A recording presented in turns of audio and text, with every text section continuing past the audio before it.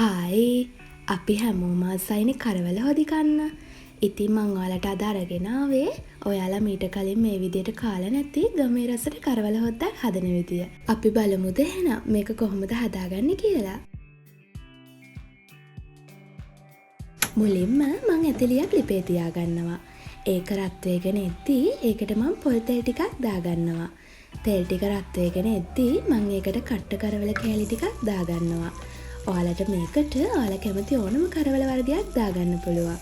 දැන් මේ ටික පොඩ්ඩක් බැදීගෙන එද්දී හේනියට කපාගත්ත රටලුණු ටිකකුයි, කරපිංචයි, රම්පෙයි, පොඩි කුරුදු කෑලි දෙකකුයි, උළුහා ලැට ටිකකුයි දාගෙන මේ සේරම හොඳට කලවම් කරගන්නවා.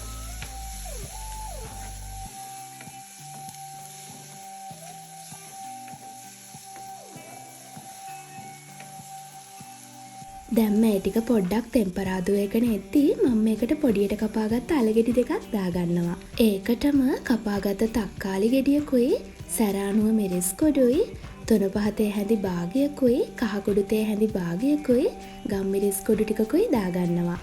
දාලා මේ සේරම හොඳට කලවම් කරගන්න ඕනේ.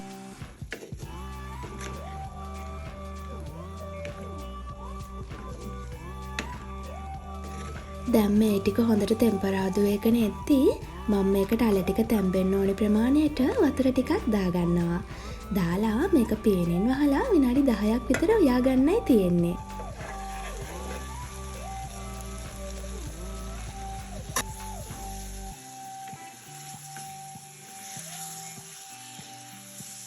විනාඩි 10කට පස්සේ අල ටිකක් තැම්බිලා වතුර ටිකත් හිඳිලා තියෙන්නේ.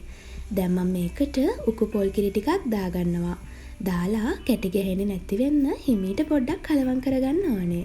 ඔයාලා මේ වෙලාවේදී ලුණු බලලා ලුණු මදි නම් දාගන්න. දැන් මේක හොඳට නටාගෙන එද්දී මම ලිප ඕෆ් කරගෙන මේකේ රස තවත් වැඩි වෙන්න මම පොඩියට කපාගත්ත කොච්චි කරල් දෙකක් දාගන්නවා.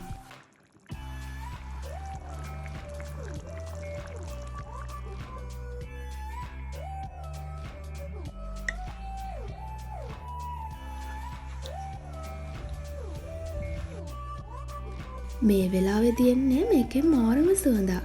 ඇත්තටම මේ කරියක තියෙනවා නම් බත් කන්න වෙන කිසිම දෙයක් ඕනි වෙන්නේ නැහැ. ඔයාලා අනිවාර්යෙන්ම හදලා බලන්න ඕන රෙසිපි එකක්. එහෙනම් තවත් මේ වගේ රසවත් රෙසිපියක් අරන් ආයිමත් මං එන්නම්.